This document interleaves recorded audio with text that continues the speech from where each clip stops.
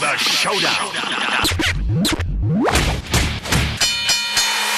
With Showdown Joe on Toronto Sports Radio, the Fan 590. All right, Jason, tough loss, obviously, against Demien Maia. What are your thoughts? Have you seen the fight since?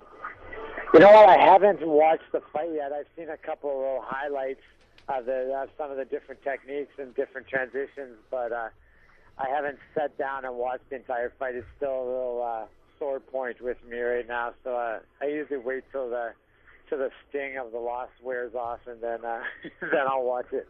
Well, the one thing you said, you told me the day after when we were texting each other back and forth when I was at the airport, you said you walked up basically to either Joe Silva or the UFC, said you want to get back in there as soon as possible, and that wish was granted.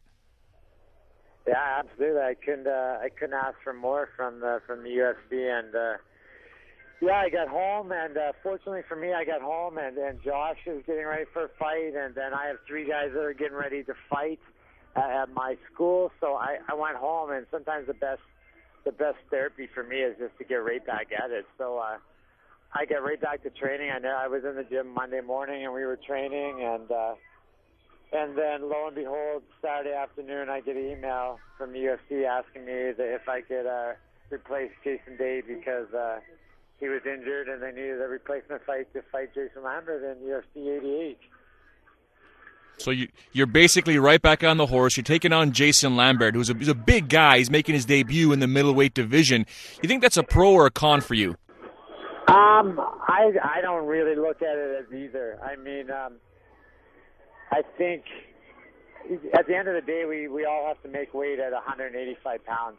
And, lots of times you hear about guys saying they're big middleweights and they're smaller middleweights, but I really think, I fought the big guys. I fought at 205 before. My first 10 fights were at 205, and then I've dropped down to middleweight and fought the bigger middleweights in Yushin Okami and Rich Franklin, and I fought some of the middle-sized middleweights like Ed Herman and Joe Dirksen, and honestly, I haven't noticed a big difference in size and strength between the bigger guys and the smaller guys. So I mean, we all weigh in at 185, or at least I know I make weight. So, and I'm pretty sure Lambert will make weight. He's been around the sport a long time, and I'm sure that he'll come in on weight, and come fight time, we'll weigh what we weigh. But I don't think that's going to be a huge factor as far as the size goes. Maybe the fact that he's dropping down to middleweight for the first time in his career, and I know that the first time that I dropped down to middleweight, it was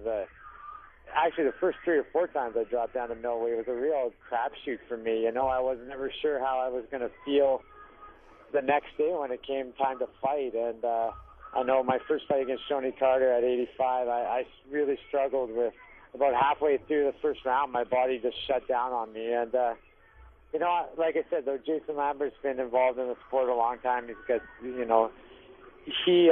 I'm sure he's got a pretty good handle on how to cut the weight and then how to get down to 185, but we'll see next weekend. Now, I read one of his articles or one of his interviews that he did, and he's talking about he's pretty convinced that based on your fight versus Demian Maia, you're going to want to take this down to the ground. So he's expecting a full-blown ground war. Is that going to be the game plan, or are you thinking of trying to keep the standing up?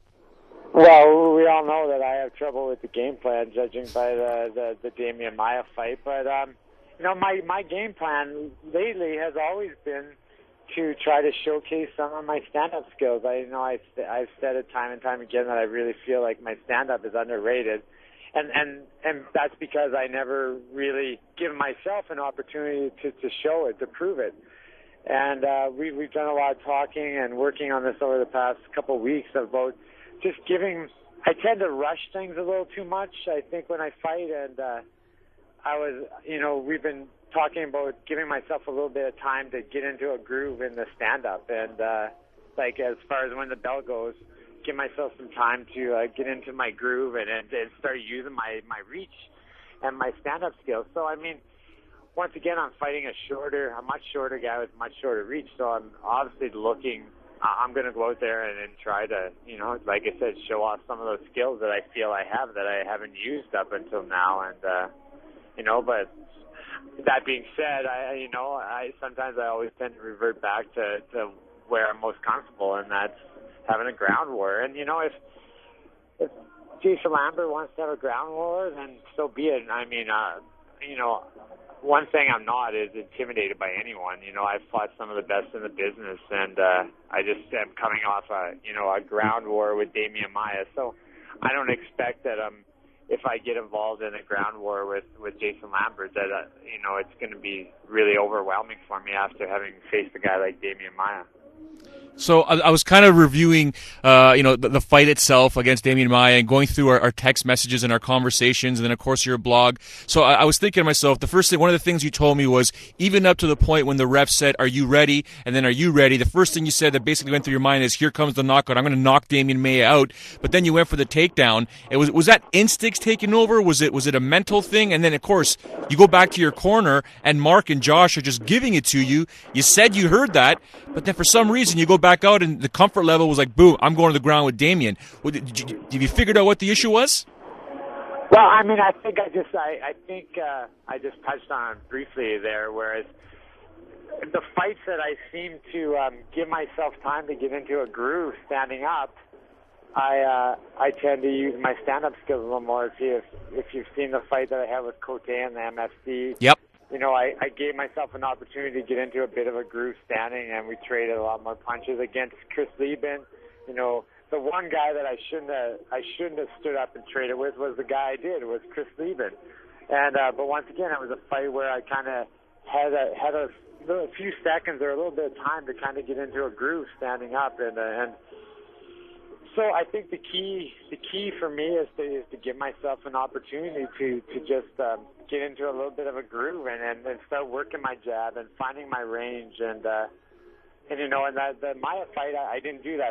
You just said it. I rushed into a takedown, or the one round he rushed into a takedown, and never gave myself an opportunity to get into a groove. At the Dirksen fight, the same thing. We come out, I'm trying to find my range, and Dirksen just comes right into the clinch. So I never had an opportunity to get into that groove. And you watch the guys that use the good stand-up fighters, they give themselves time to get into a groove and find their range and work their punches. I mean, Chuck does it the best out of anyone. He finds that range, and as soon as that person comes in his range, they're getting popped. And I just don't think I give myself an opportunity to do that. And like I said, when I was going back to the corner, Josh and Mark are screaming at me to keep the fight standing. But we've talked about it, and we said, obviously that wasn't getting through to me. I was kind of in tunnel mode there. And I said, if anything like that happens again, we've talked about it, where they're going to give me very specific direction. Like, keep the fight standing obviously wasn't working, right? That wasn't specific enough. Like, we talked about saying stuff like, KJ, I want you to go out there and throw a double jab and then step away. So then I go out there with a goal in mind. Okay, I'm going to go out there and throw 2 jabs, and I'm going to step away. So then I give myself the time to kind of get into that groove. And those are the sort of things we've been working on a little bit over the past